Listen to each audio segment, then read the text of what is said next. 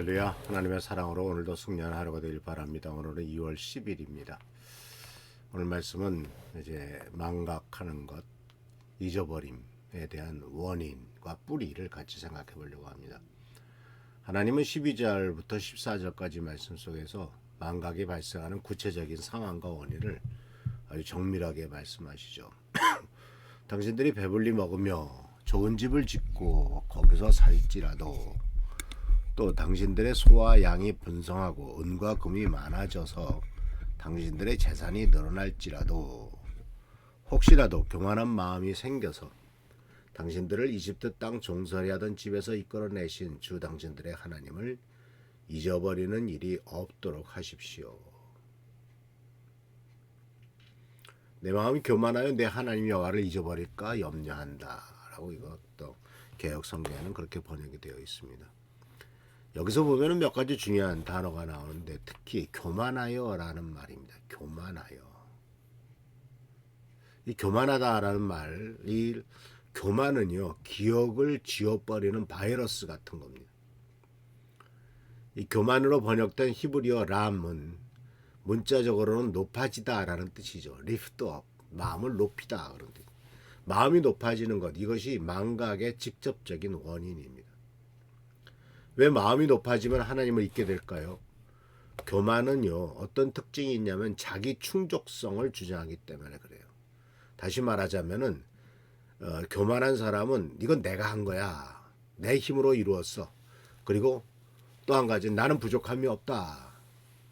마치 주일날 우리 최 목사님이 얘기했던 것처럼 라오디게아 교회처럼 나는 부족함이 없다.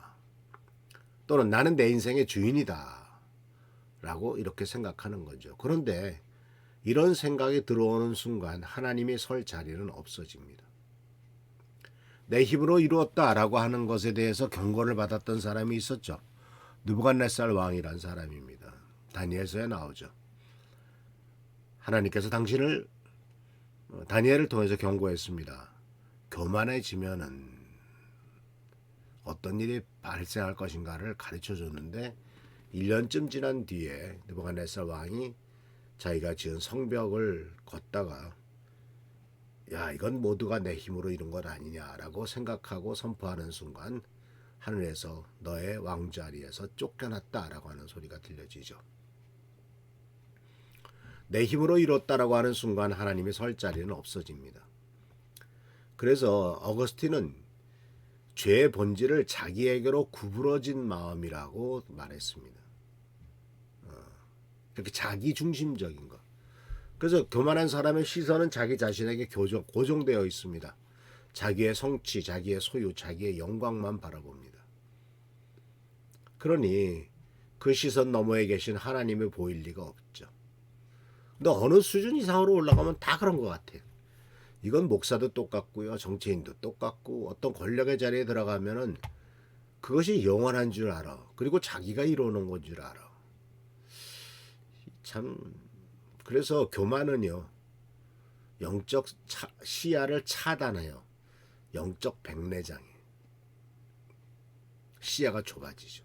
안 보여, 자기밖에는.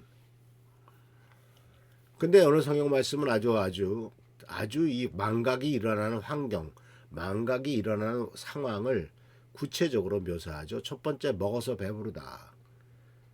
식량이 풍요합니다. 사실 우리가 지금은 먹어서 배부르고 그 살찐 배를 줄이느라 또 난리죠. 두 번째는 아름다운 집을 짓고 주거가 안정됩니다. 자기 집 없는 사람 거의 없죠. 물론 월세든 전세든 간에 집 없는 노숙자는 그렇게 많지 않습니다. 그 다음에 소와 양이 번성하죠. 자산이 계속 증식되는 거죠. 번성한다는 것은 계속 소도 양도 새끼를 계속 난다는 거지 않습니까? 자산이 증식된다는 얘기죠.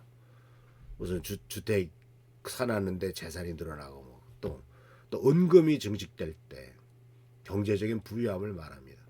자기가 투자한 것이 산업이 증식되는 것은 자산의 증식이라면 자기가 투자한 것이 은금이 증식되는 것은 경제적인 부유, 그거 다 자산이나 경제적인 부유나 이 모든 것들은 사실 근데 문제는 뭔지 아십니까? 이 모든 것들은 우리가 기도하며 구하는 축복이라 하는 거죠. 사실 식량의 풍요를 위해서는 뭐 기도는 안 합니다. 그런데 주거 안정을 위해서는 기도하죠. 좀 더 아름다운 집, 멋있는 집, 넓은 집, 넓은 평수, 럭셔리한 곳 이런 걸 찾습니다. 그런데 하나님께서는 이러한 축복의 정점에서 걱정스럽다라고 말하고 있어요.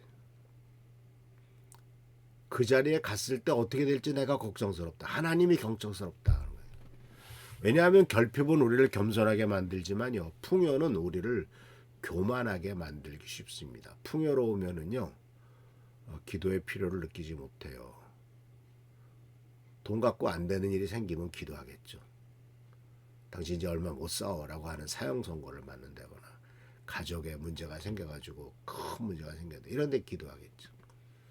그러나 그런 거 아니면은 돈으로 해결할 수 있는 일들은 돈이 있으면 기도할 일이 없죠. 그래서 잠언 기자는 재미있는 말을 했습니다. 사람이 칭찬으로 단련된다라고 27장 21절에 말했습니다. 이 단련된다는 말은 시험 받는다는 것입니다. 그래서 이 사람이 대인배인가 아닌 소인배인가를 알아보려면 그 사람에게 높은 직책과 재물을 주어보면 안다라는 말이 있죠. 그것이 바로 높은 직책과 재물은 아주 테스트에 적합하다는 거죠.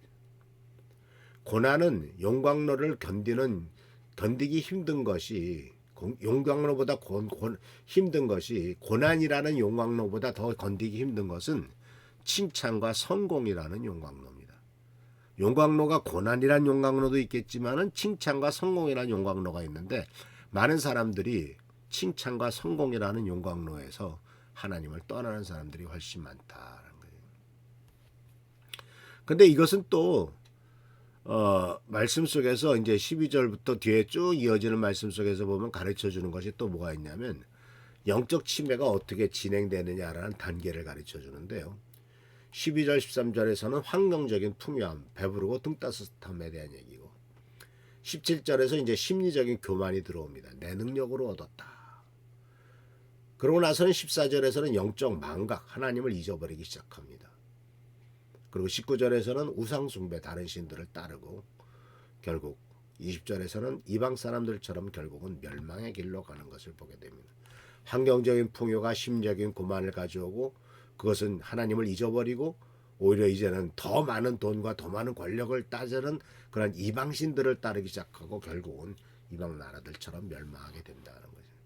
이것은 개인뿐만 아니라 국가와 문명에도 동일하게 적용되는 법칙이죠. 주위에 돌아가는 미국 같은 나라를 보세요. 얼마나 지금 교만합니까? 그러면서 돈밖에 모릅니다. 그 나라가 어떻게 시작된 나라인데. 역사가 아돌비 토일비는 문명은 외부의 침략이 아니라 내부의 자살로 멸망한다고 했습니다. 바로 이 내부의 자살이 교만과 망각임을 잊지 마시기를 바랍니다. 기도하겠습니다. 좋으신 주님 은혜를 감사합니다. 오늘도 주님의 가운데서 새로운 하루가 시작됩니다. 복된 하루, 은혜의 하루가 되도록 도와주시고 하나님의 놀라운 축복과 은혜를 경험하는 귀한 시간 되도록 인도하옵소서. 주께 감사하고 예수 그리스도의 이름으로 축복하며 간절히 기도하옵나이다. 아멘. 나라 민족을 위해서 또 우리 성도님들을 위해서 교회를 위해서 기도해 주시기를 부탁드립니다. 할렐루야 축복합니다.